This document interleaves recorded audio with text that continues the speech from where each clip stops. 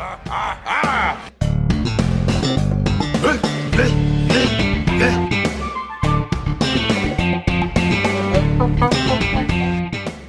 there's a tiara, there's dirt. Trust me. Welcome to Home and Podcast, a very special Patreon edition. This week we are covering A Christmas Prince. My name is Adam. You all know my co-host Jordan, the Christmas Prince himself. Oh, I was going to call you Adam, his royal hotness deets. Oh, yeah. Sexy Yeah. like this movie. Ooh, yeah, it gets a little frisky. It's so far away from ever getting frisky. I think more sex in anything. Home Improvement?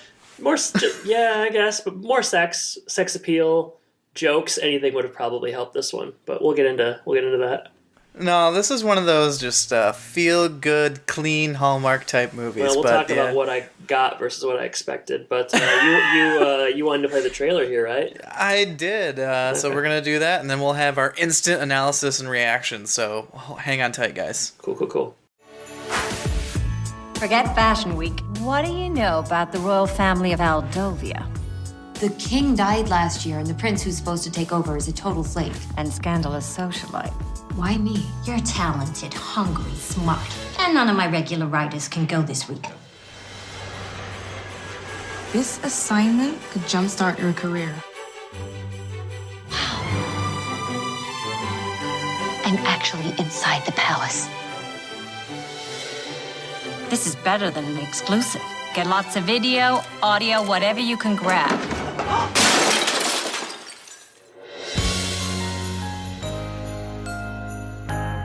Hi. Ready? Hang on! Oh, be careful! I'm gonna get you. You seem rather fascinated with my brother. I heard people say you didn't want to give up your lifestyle. What lifestyle's that? I don't know. Women, wine, and song. Is that what you think I am? I don't really know who you are. I hope you'll come tomorrow night. Tomorrow night? The Christmas Eve ball. What's going on? Complete makeover.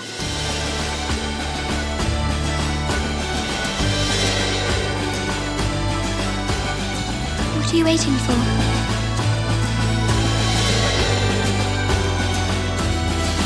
Why are they staring? Because you look perfect. Palace is a lonely place for a king. Without a queen.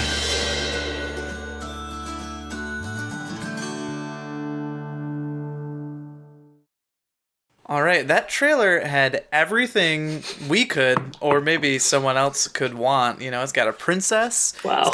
It's got a Christmas ball, some cheesy lines, a snowball fight, horses. I mean, Yeah. what more could you want? That about encapsulates the movie. I'll tell you, okay, I'll talk about it now. We talked about this yesterday. I didn't know that this was going to be so bad. I thought that it was going to be, well, I think what I said yesterday was I thought it was going to be a real movie, as opposed to To a fake movie. as opposed to a Lifetime joint.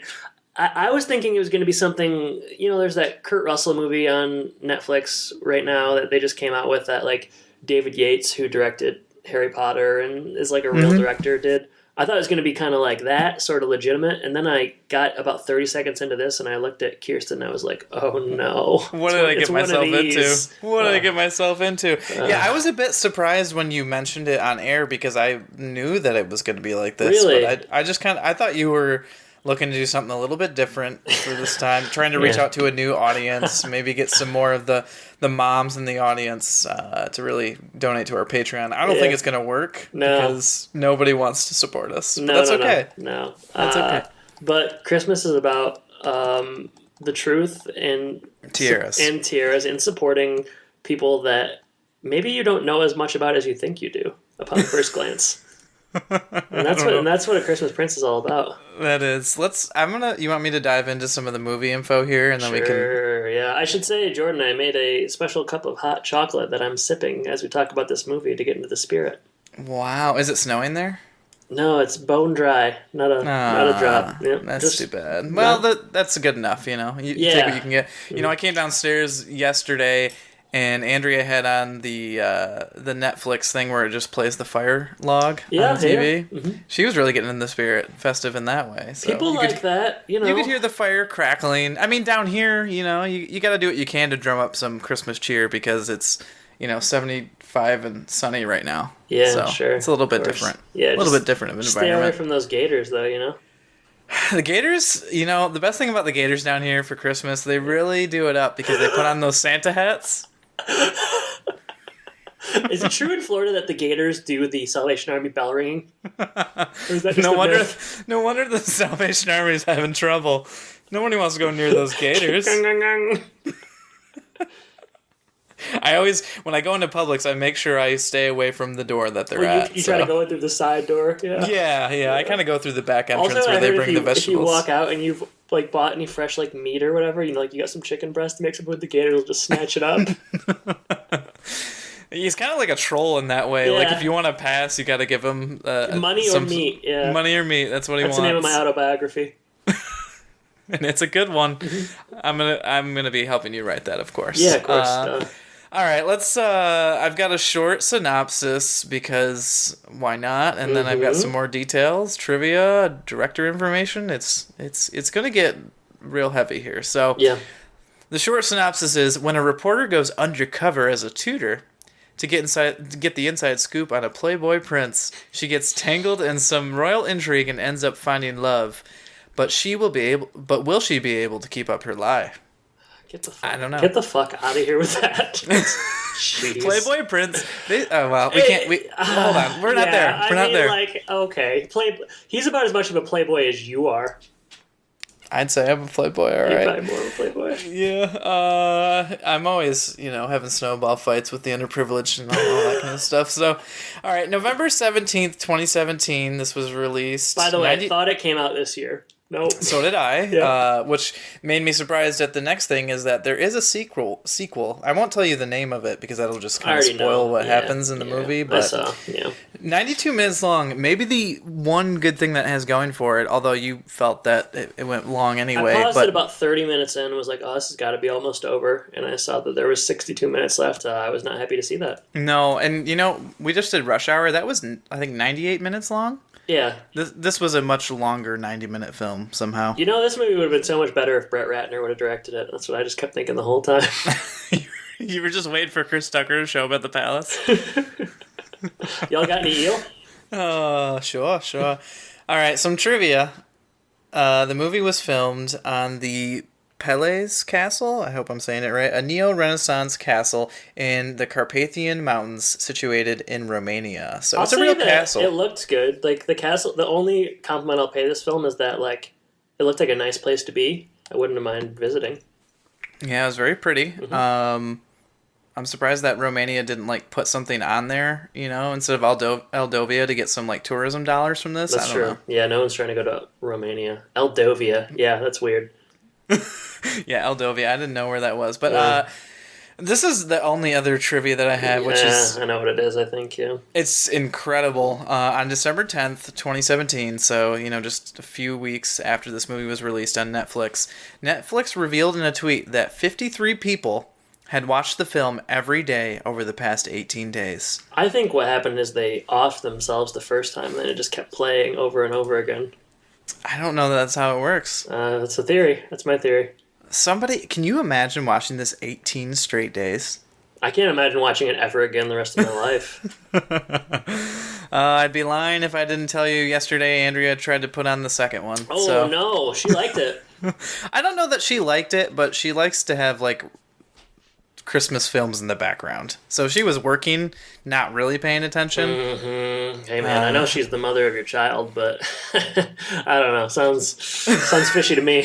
We'll get to, significant other reaction throughout the film. But now we'll move on to the director information. Alex Zam, boy, he... What's he done? Well, he's got 25 credits to his name. Commercials? A lot of 2 movies, so Tooth Fairy 2, Inspector Gadget 2, Beverly Hills Chihuahua 2, because there needed to be 2 of those. I've not seen any of those, yeah. No. Beverly Hills Chihuahua. I also didn't know this, Jingle All the Way 2? Oh, it was Larry the Cable Guy. I did not know there was a second one of those. I haven't seen it, but I know about it. Perhaps we should have done Jingle All the Way. Hey, yeah, if ifs and buts were horseshoes and nuts, and we'd all have a Merry Christmas, huh? Yeah. We'd all have a Merry Christmas, Prince. That's right. All right, writers, Karen Schlaler, 8 credits. Mostly a lot of, like, travel pieces. Like, it was, like, Arizonans in Argentina or something like that. Don't quit your day job, Karen. And Nate Atkins, who has 16, I think, credits to his name. A lot of what you would expect based on this film, Lifetime movies. Yeah. So, right on brand for Nate.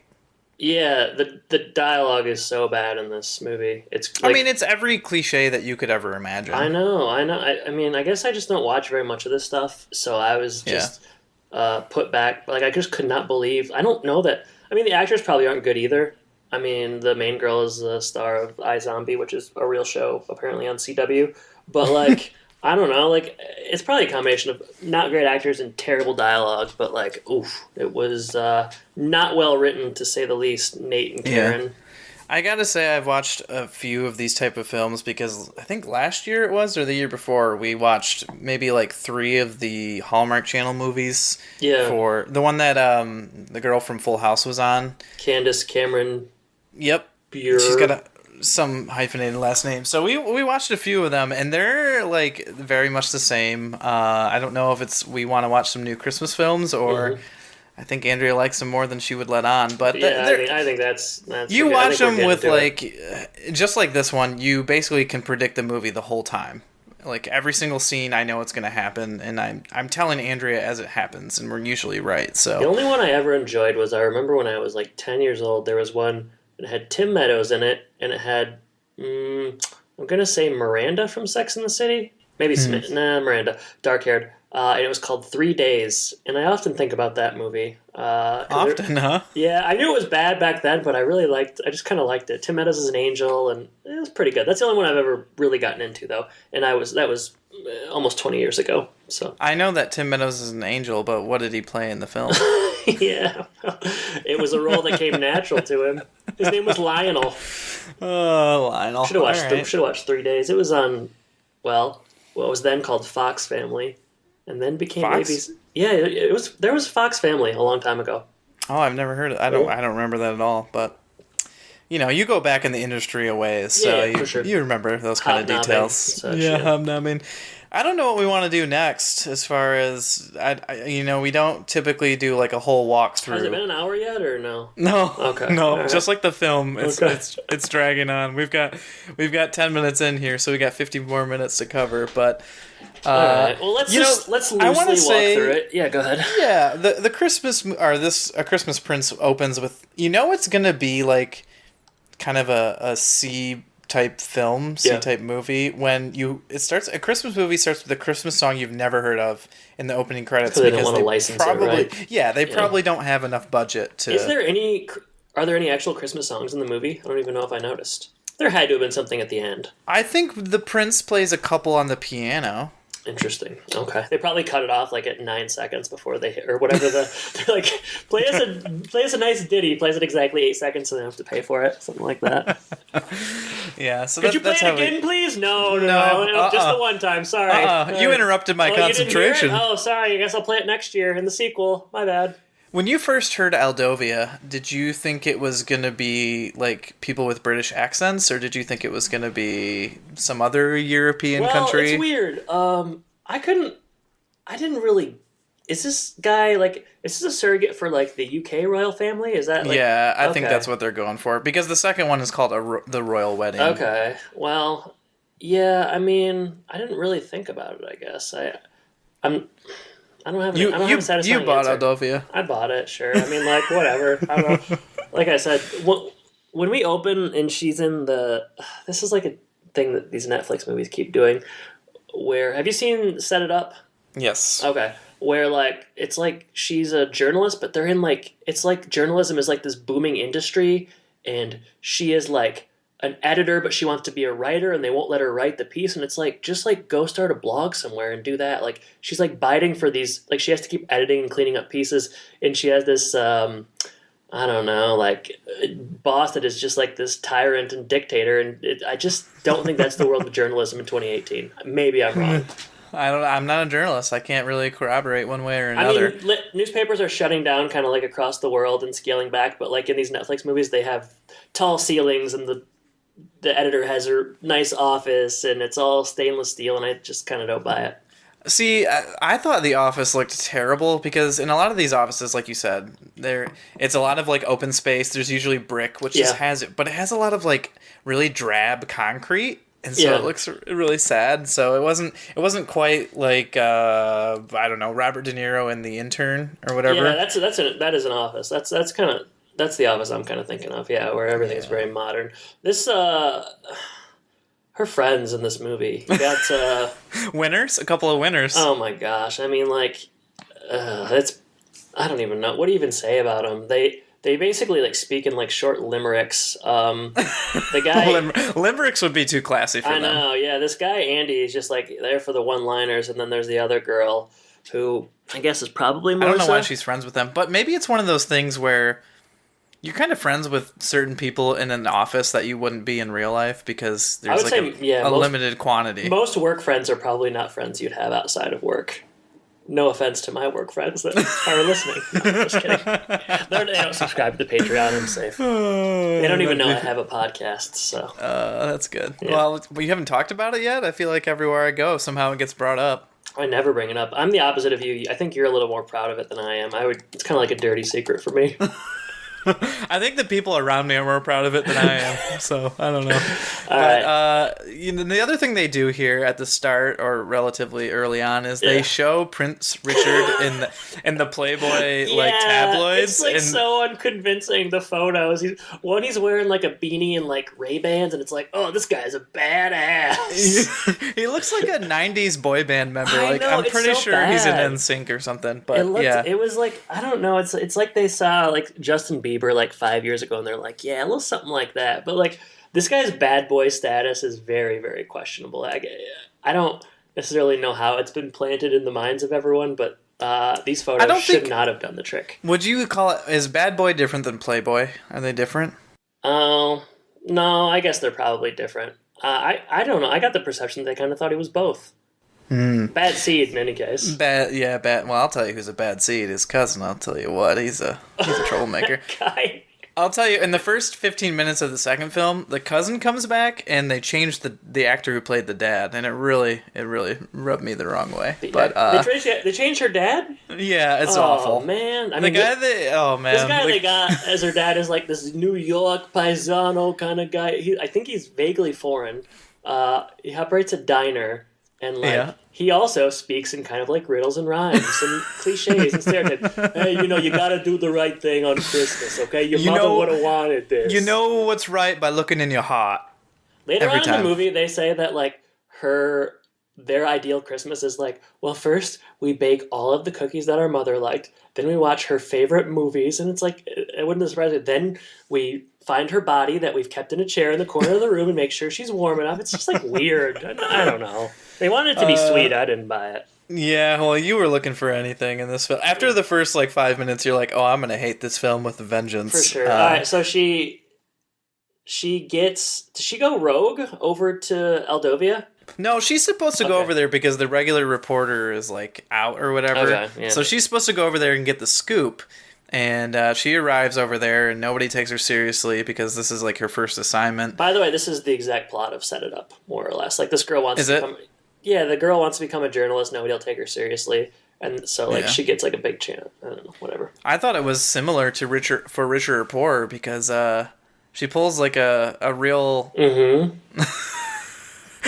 She pulls like a real Yoder, She tries to impersonate this tutor who isn't going to come for another month or something. Hashtag a real Yoder. Yeah, the security at this castle is lacking. They don't have a photo of the person.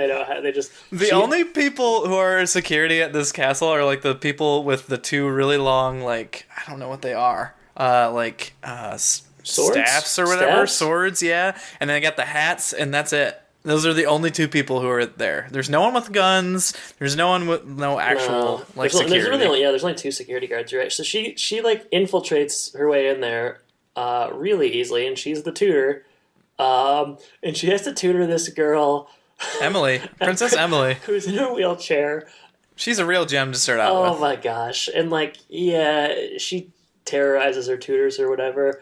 But like this girl, I mean, like the whole movie is full of bad actors, and you can't blame a kid, I guess, because maybe she'll get better or whatever. But like, oh, this girl was tough to deal with. Early on in the movie, there's a scene where like I remember this. So it's like the girl like comes in and there's a rat on her chair or a mouse or whatever.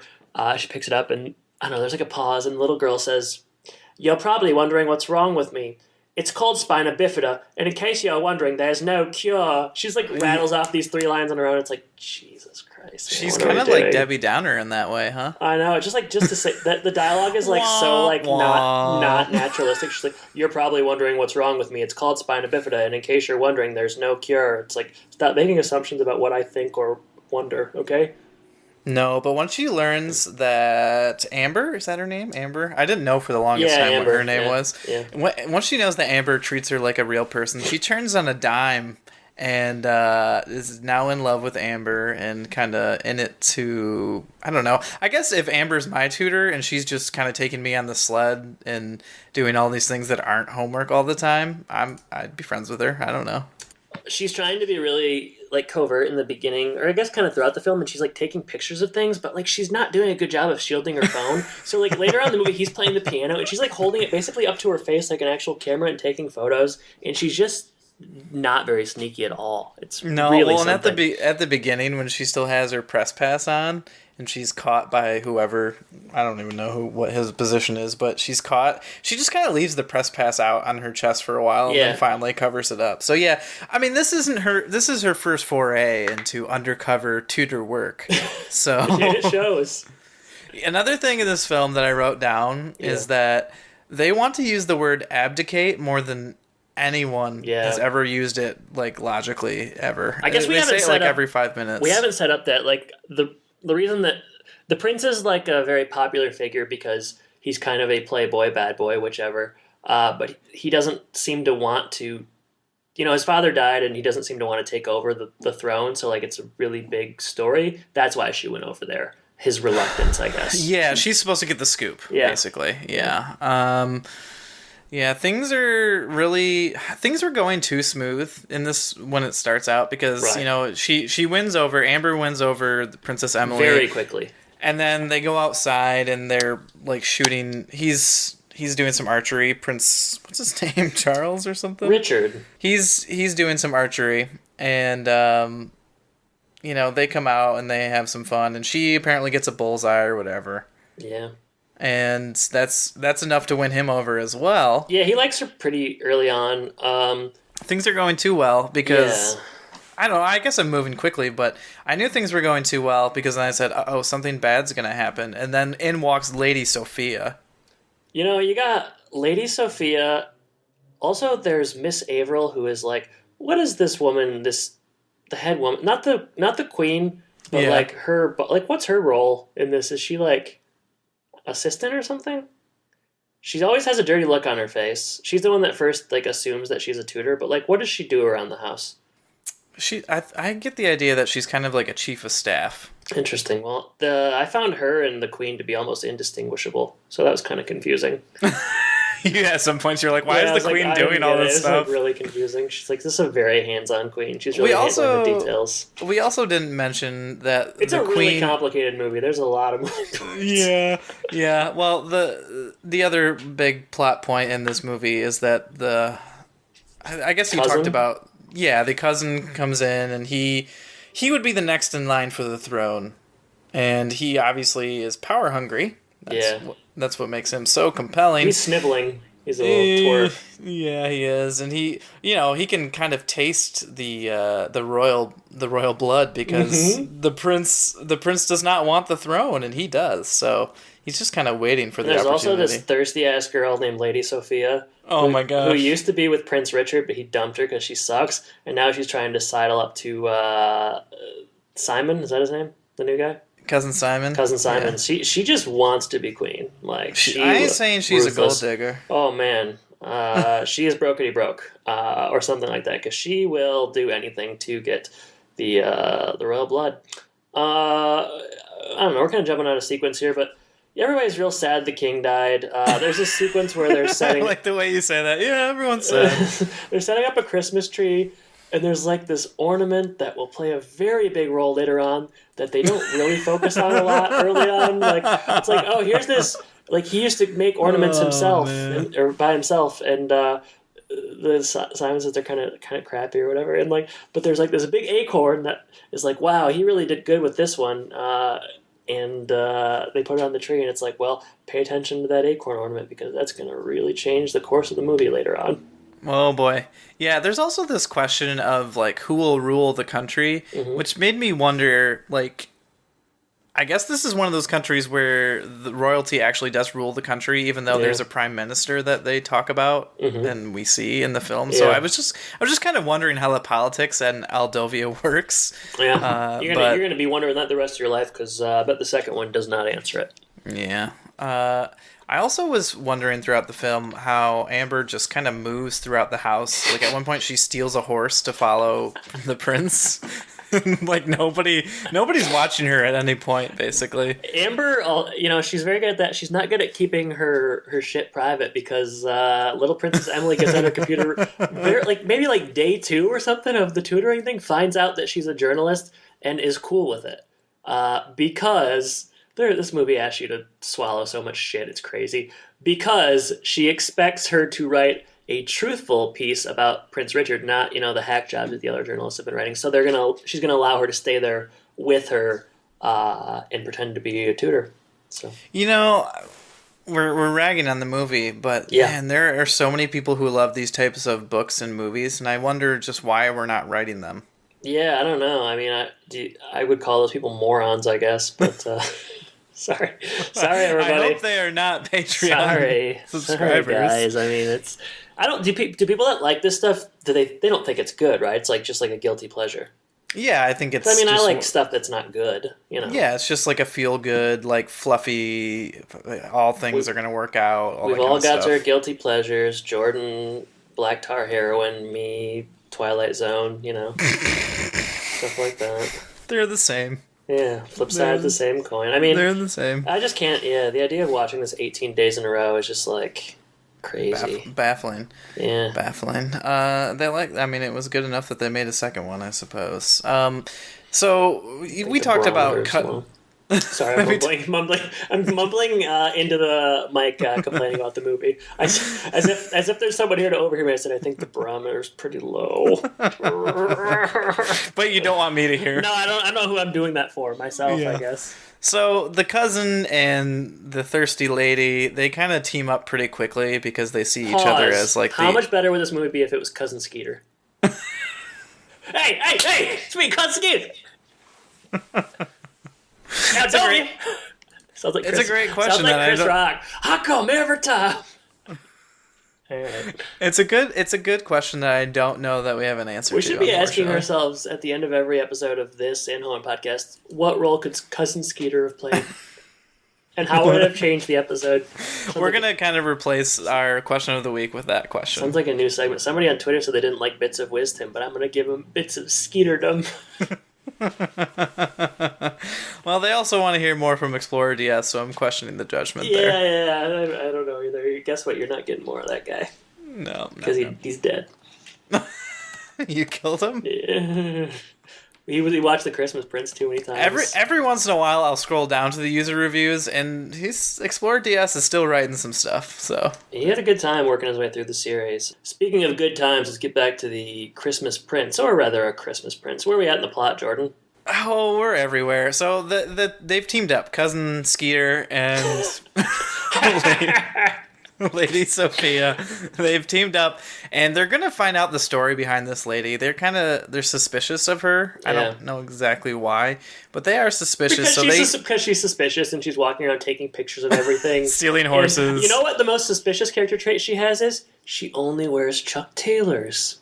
Oh, I did not notice, but yeah, you're right. Yeah. Where are her good shoes? She only has Chucks on. What the heck? Yeah, even under the dress. She's not royal. No. They pick her lock. See, I don't remember this at all. Well, you can guess what they used, a bobby pin, of course. Of course, yeah. Scooby-Doo rules. I don't know. There's some picking of the locks to find out some information. Even before this, I guess you were talking about that acorn. Yeah. Well, so before we get to that point, I don't even know where we're at in the plot now. This is a puzzle, this film. And I cannot piece it together, but I do remember at some point she steals a horse and follows the prince as he goes through the forest. Mm-hmm. I knew she would be in trouble right away, and then of course, the horse leaves and there's wolves and all this kind of stuff. The prince comes and saves the day, of course, and takes her to a chalet. Yeah. And it's something of his father's. He used to come here for hunting. He used to bring all of his girls up there. Yeah, he probably did. Yeah. It was just like the basement in my house. Makes the basement seem a lot grubbier than it was. I don't know. It was pretty grubby. Anyway, so they're kind of sharing an intimate moment in this place, and they almost kiss. And she kind of goes digging and rifling through some of the stuff in the desk because she's still looking for dirt. She wants to like him, but she also wants the scoop because this girl is a terrible journalist and she has no future in the field. You can't just she's charmed by this guy so quickly. I mean, he's fine, but she's willing to throw away the story pretty early on, I feel. Well, I think it's not just him; it's his sister. Oh, you think she is falling in love with the sister? Yes. Fair enough. Fair enough. I didn't quite catch that. Well, you weren't looking hard enough. You were just trying to get through the film. I was on my phone, probably. Yeah, probably. So yeah, she does find some information, and I think in this envelope, this is where she finds the birth certificate stuff, right? Yeah, they find out he's adopted, which I guess I really didn't see coming because there's really no way to have seen that coming. Yeah, there's a couple of curveballs where they just hit you in the side of the head, and you're like, okay, I guess this is something else that we're going to deal with now. I feel like bad movies do this a lot, where they just, overcomplicate things because they don't, there's just a lot of, twists and turns in this movie that aren't necessary, I don't know. Everything is a little bit overcomplicated because they don't have a lot to say, ultimately.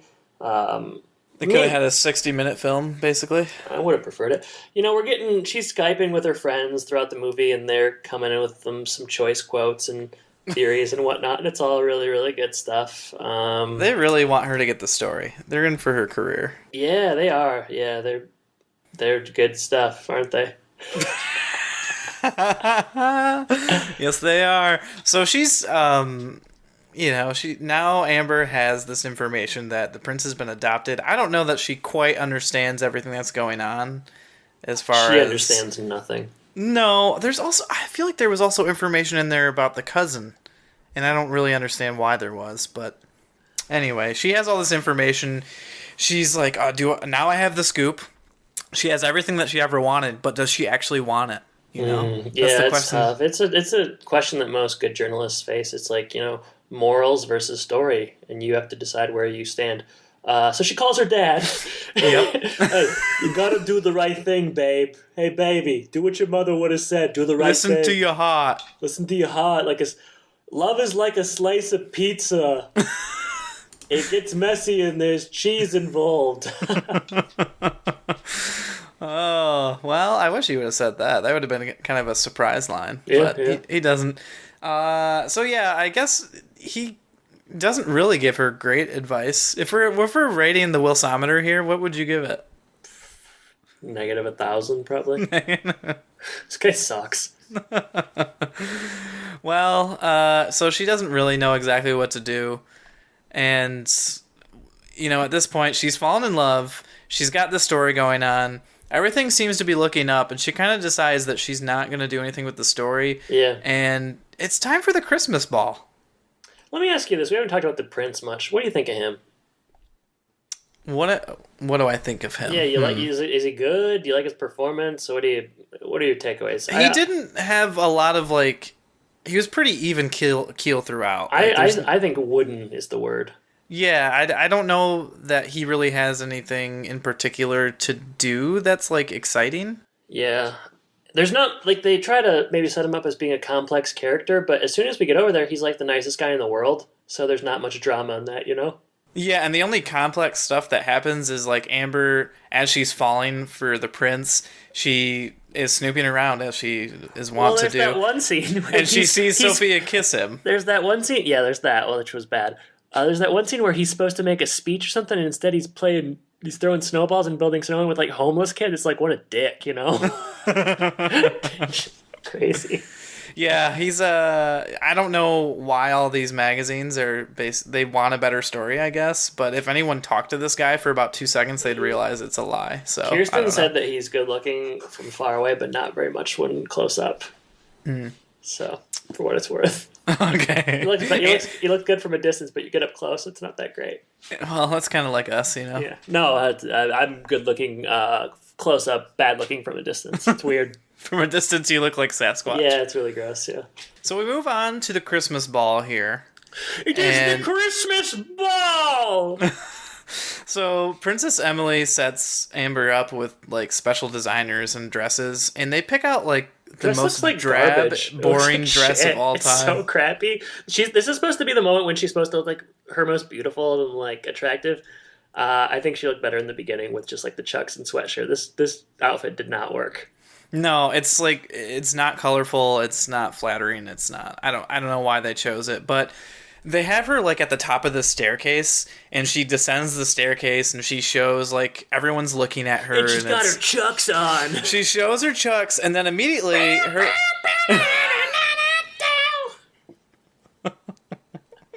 Immediately, the prince is smitten again, but they walk right back up the stairs, and if I'm her, I'm kind of like pissed off about that. Like, I just descended all these stairs. Why do I have to go back up? I don't know. Good thing she got her chucks on. Easy to navigate. So things are going too well again, right? As they're starting to dance. Yeah, where's the next twist gonna come? I don't know. This is so at this Christmas ball. It must be a tradition of sorts to also do the ceremony where they pronounce him king. What is the word for that? Coronation. Coronation. Yep, coronation.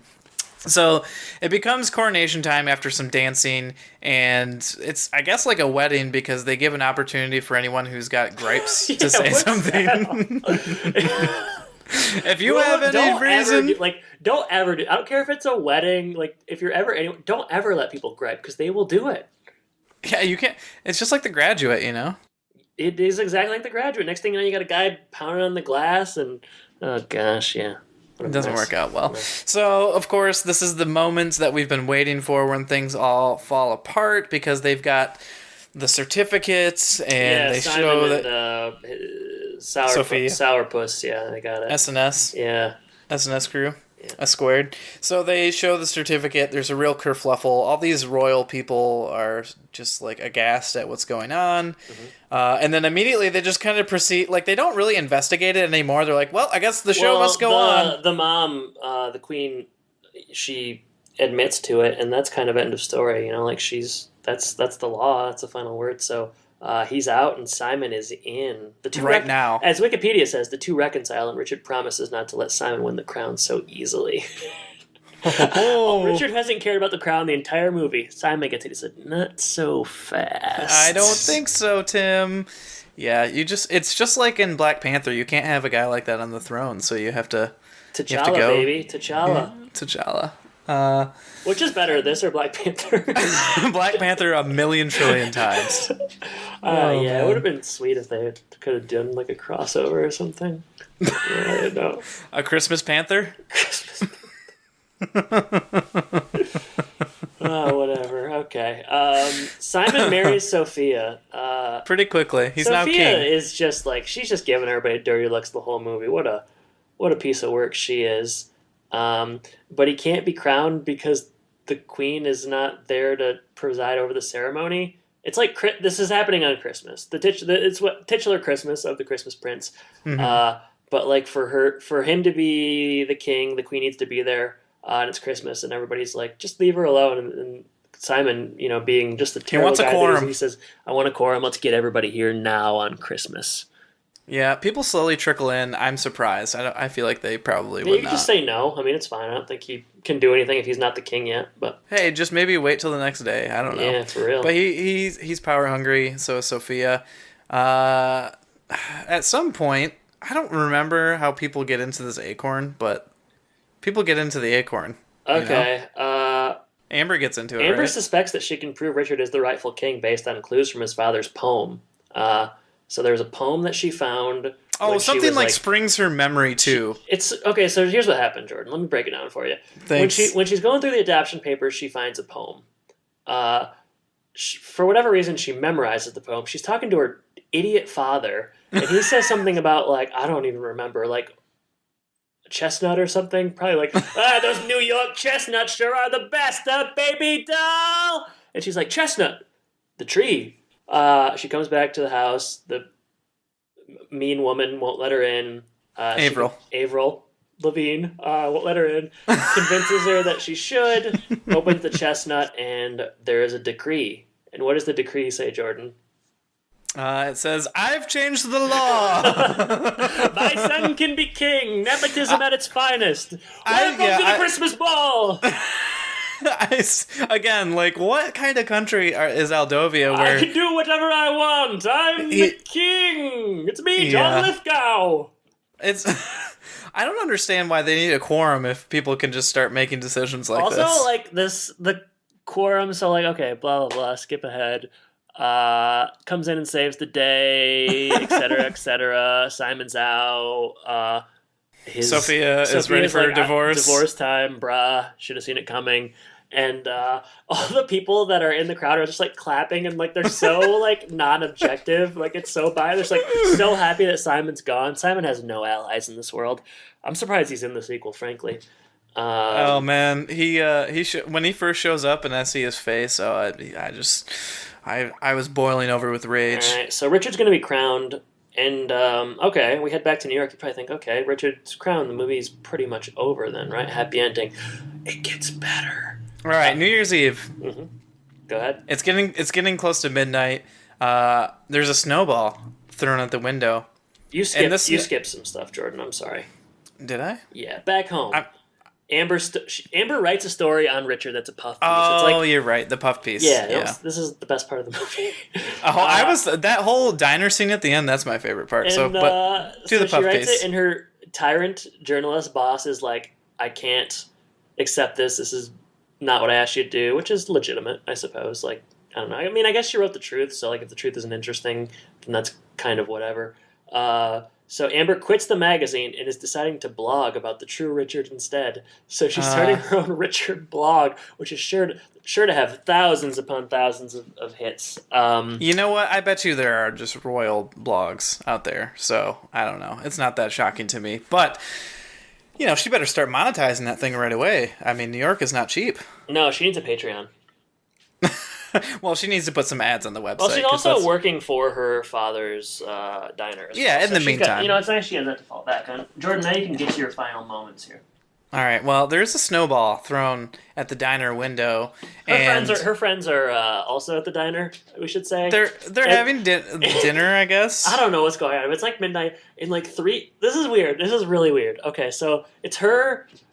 her friend and the stereotypical like gay guy who's there, and there's like 3 snowballs that are thrown at the window, and it's like, oh, our dates are here. That's where I was going. Oh, sorry. Go ahead. So the snowball, there's kind of a few scenes early on that we didn't mention where like snowballs are thrown or whatever. So when you see the snowball hit the window, you expect it to be the prince, but then we look out the window, and it is, like you said, the 3 guys on the date who want to go out for New Year's Eve. Right. She says she's going to hang out with Dad for New Year's Eve, and so they kind of leave. That I don't know what the third guy's going to do. He's, I guess, just going to hang out, be the fifth wheel. One of them gets 2, I guess. That's how it goes. And so she's stuck at the New Year's Eve diner. The weirdest thing about this diner is the fact that it's open at midnight for some reason on New Year's Eve. There's a countdown, and there's people there. Who's at this diner celebrating New Year's? Okay, but not even that. The countdown isn't like... I mean, like, the countdown, like, the screen just does, like, a 10, 9, 8. Like, that's not what happens when you watch New Year's Eve. You know, like, they show the ball dropping and stuff, but this is just, like, 10, 9, 8. It's so bad. So, New Year's, well, it's before that because, you know, we get a second snowball. Yeah, for sure. And, bam, a second snowball. She goes outside. It is the prince. He flew all the way from Aldovia to New York. This is where like things just really escalate very quickly. Yeah. He gets down on one knee and he shows her this ring, which is ginormous, so big that I just started laughing out loud. He's rich, and he is very rich. And then he says, you know, she makes a really good point that I don't think we talk about here usually, but she says we barely know each other, and he's like, meh, who cares? Don't worry about it. We love each other. We're gonna be happy forever.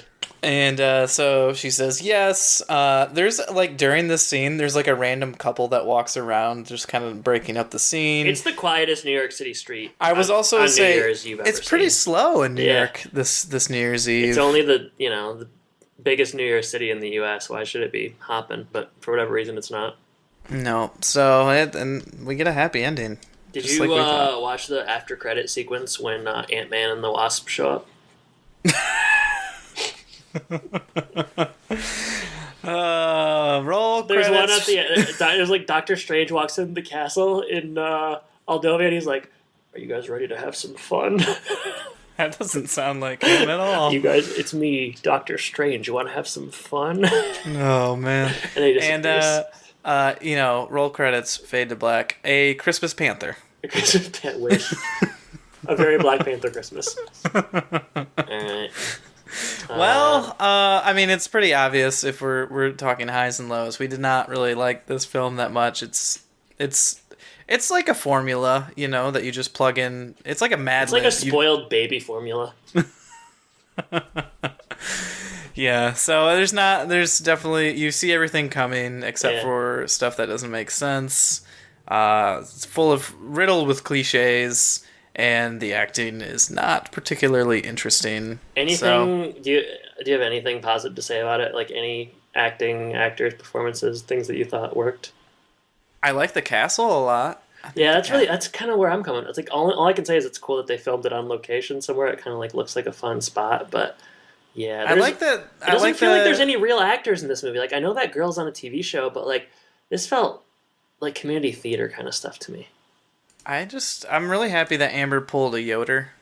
I thought that was good. We never really Yodered their asses. When that happened, I thought for sure the tutor would show up at some point, but that's not what happens. Yeah, so. that probably would have.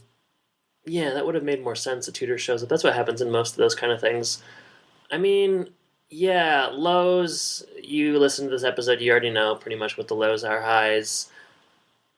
The castle, I guess. I mean, I don't know. Like maybe the queen was okay. I guess maybe.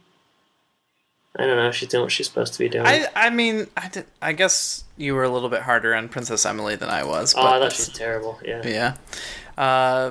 The acorn highs. I don't know. You know what? That wolf was super scary. I'll say that. The funny thing is, I don't even remember seeing a wolf. So I can't say. You're so scared that you blocked it out of your memory. Was it real or CGI? It looked real to me. Do you think this movie has budget for that kind of CGI? I don't think making one CGI wolf is that expensive. We'll never know. I don't know. I could be wrong. Yeah, I was disappointed in like the Christmas ball, like her picture. You know what? In these movies, there should like part of the fun about movies like this is you're supposed to be able to see the extravagance, and like there should be like cool rooms and parties and showcases and set pieces, and you should be able to like kind of live in the opulence. It doesn't look like they were like even that rich, you know? Like Downton Abbey, that's kind of what I was thinking of the whole time, because it's like. I mean, did you see that ring? I didn't even remember the ring. I mean, I don't know. Like, whatever. Anybody can fake cubic zirconium, but, like, I don't know. I just didn't... I wanted them to show off more of their wealth, or for the prince to be a little bit... The prince was nice from the get-go. I don't know. This movie just sucks. He didn't... It just sucks. It would have been a little more compelling if we had any reason to not like the prince. Okay, did you see that movie, Me Before You? It's like... It has the... Do you see it? You know what I'm talking about? It's like a romantic comedy, and it has the girl... From Game of Thrones in it. Yep. That's an example of like, okay, so that guy in the beginning, he's like, I think he was in an accident, so he's like crippled or he's had negative effects from it, and like he's basically Me Before You is a better movie than this, and they should have done what that movie did. So, all right, well, that's the verdict right there. Did you watch I'll Be Home for Christmas yet? I have not watched it yet. Oh man, you're in for a treat. So Kirsten did not like this as well, right? Kirsten, yeah, like I told you yesterday, she was looking at her phone about 4 minutes into the movie, I think, and I asked her several times if she wanted me to just turn it off and I could watch it on my own, but she said that she was going to stick with it. So I think, That's nice. I mean, I think like, you know, it's a kind of movie where like once you commit to, like once you watch like 10 minutes of this awful movie, you're like, well, I might as well just see how the rest of it plays out. You know, like even though you kind of know how it's going to play out. But. It plays on your impulse of just feel good movie, you know? Yeah, it didn't make me feel that good though. You felt bad. I don't know. You felt like you just like ate 5 desserts and Yeah, it was like, well, there's 90 minutes gone. I'm never getting that back. Yeah, I know. Whatever. Okay. Should we do a 90-minute podcast to kind of, you know, mirror the film Minute or by what? minute breakdown of the movie. What Do else? we have any Rotten Tomato reviews of this? Oh yeah, I should do that. Yeah. I got kind of fooled by the Rotten Tomatoes score because it's 75, but only 8 reviews.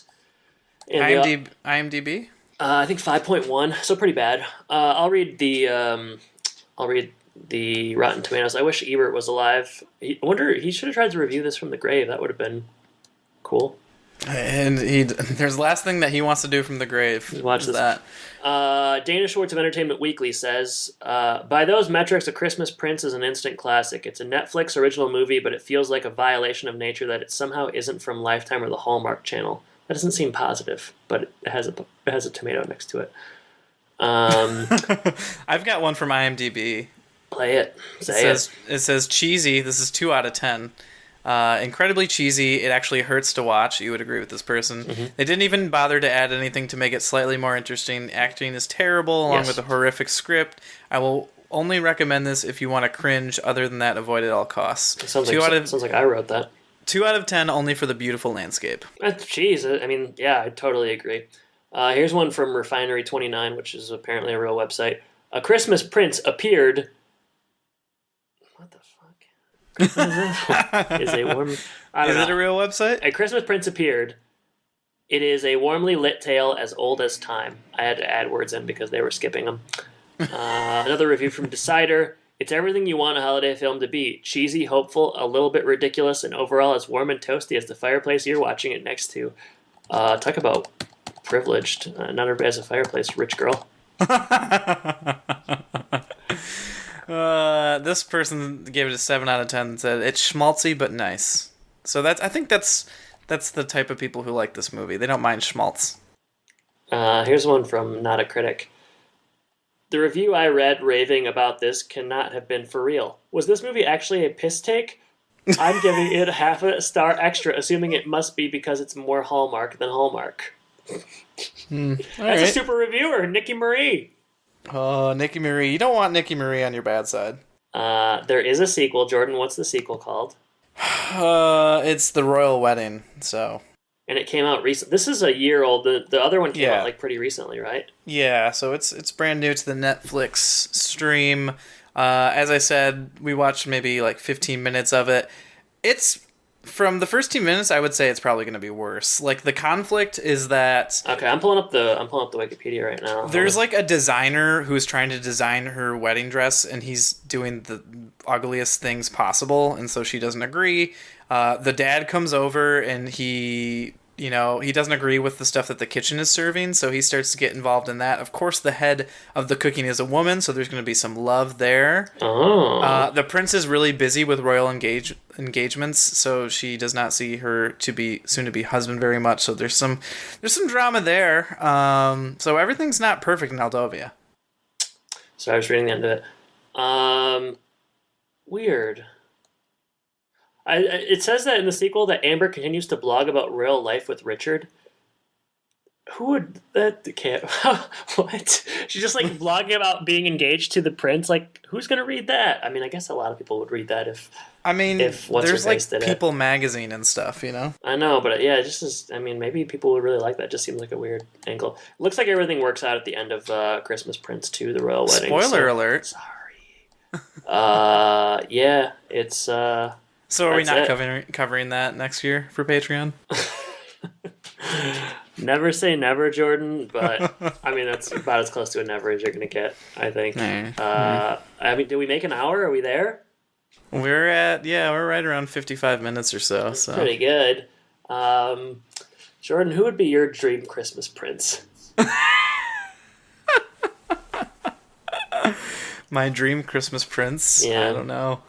That's a strange question to ask, I suppose. Should we try to write a better film? Is that usually what we do on Sure. Patreon? All right, fine. You don't want to fine, Jordan. Don't want to say who your dream Christmas prince would be. That's fine with me. All right. It's gonna be Cary Grant because you hate how much I like old movies. Cary Grant in his current state, 2016. Have fun with that. All right. 2016? What? What year is What it, man? year is it? Dark. She got a scarf on her head. Wait, you gotta tell me who your Christmas prince is. Shit, man, there's so many. Who's the biggest hunk in Hollywood? Oh, there's so many. Probably Bradley Cooper, I guess. Yeah, you like him. Bradley Cooper. Did you see Star is Born? No. Probably Bradley Cooper as Jackson Maine. Hey, I'm a Christmas prince. Should have done that, just boy. I was thinking about you the whole time. All right. You rewrite the movie. Okay. I mean, like, okay. What would I do? This is the hardest reclamation It's hard because, project like, we're ever going to have. The bones aren't even that good. Okay, here's what you do. Keep all the stuff. She's a journalist. She goes Keep over there. Aldovia. Yeah, this is her big break. She's going over there. But the prince is a jerk at first. Mm-hmm. And, like, kind of cold and distant. But he has a reason why. Oh, he has his reasons why. We'll find out later. Let's also add, like a dog to the mix, like a puppy. Oh, I think we need an unconventional animal. Let's add a pig, Christmas pig, to the mix. Oh, definitely, like a teacup pig. Teacup pig. He's the girl with spinal bifida, Princess Emily. She has a teacup pig that is always. It's a therapy pig. Yeah, absolutely. Yeah. What's his name? Hammy. I think Prince Ham. Prince Ham. Okay, it might be confusing because there's another prince, but I'm trying to keep it straight. The real Christmas prince is Ham. Oh, that's a twist at the end. Oh, that's funny. Okay. So yeah, she gets over there. She tutors the girl. The girl doesn't find out right away. No one finds out for a long time. Yeah, that's got to be like at the end when everything starts going bad. Of the movie. The pig gets lost one day, and the blogger goes out and finds her, and with the prince. With the prince, and they kind of like bond. At first they're like struggling and fighting, and also the blogger sprains her ankle, and the Christmas prince has to like carry her back after they find the pig. So like that's kind of hot and heavy. As far as Simon goes, so there's the prince carrying the blogger carrying the pig. Yeah, it's like a pyramid. A big pyramid. Yeah. As far as Simon goes, like, okay, he can still have eyes for the throne. He's also has eyes for that pig. No, I don't think so. But let's say Simon is interested in the blogger as well. Yeah. Mm-hmm. And he's a little bit handsy, and he actually wins her over. She starts to wonder, like, do I want Simon or do I want the Christmas Prince? Because the Christmas Prince has given her very little at this point. Simon is giving her a lot of attention. And she kind of sees a little bit... She can see herself as royal with Simon, Mm-hmm, maybe it won't be like a prince, but it'll be, Duke of something. Meanwhile, not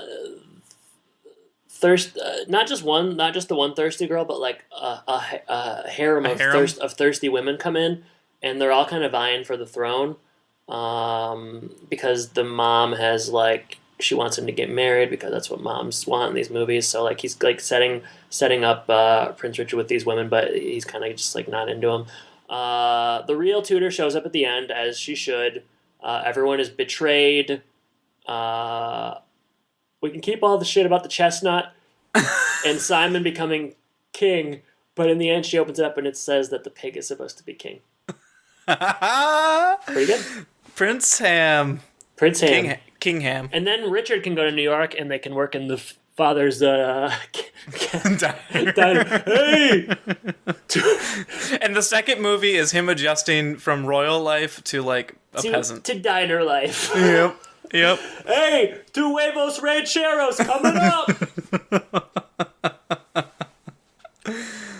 Once again, we've done it. Oh, BTW, Hammy comes over as well, and he rules. He rules from remotely, like we work from home. He works from home in New York, and he does Skype sessions. There's one. There's also one scene where like Zordon in the Power Rangers. There's one scene where like he's at the diner and they bring him a plate full of bacon. He says, "Excuse me." Does he talk? Or do we use subtitles? I think he just does it with his eyebrows. He raises one eyebrow like The Rock. But they also use thought bubbles. Like you used to be able to stamp on photos, like thought bubble stickers. It's like, what's this all about? Oh man, oh man. Well, that's much better than the movie we saw. Yeah, we just created 2 movies out of it, so man, that's pretty good. The sequel writes itself. Oh man. Hammy in the big city. The remote king. Hey, this is New York. There ain't no pigs walking the streets. Out of my way, says Hammy. You will kneel before me. Do you know who I am? I'm Hammy. You son of a bitch. All right, we're at an hour. We did it. Oh, I'm crying. Yeah, all right. Good. All right. Well, thank you to our Patreon subscribers. Yeah, I hope you enjoyed that. Those of you out there, if we have any new subscribers from our significant lowering of the price, we hope you enjoyed it as well. And we maybe will be back next month with something else, maybe not. I mean, I'm gonna have to take some time to write a script for Hammy in the Big City. Yeah, so. Hammy in the Big City. All right, Jordan, it's been a pleasure talking to you. Listeners, thank you for listening. Take care, everybody. Take care.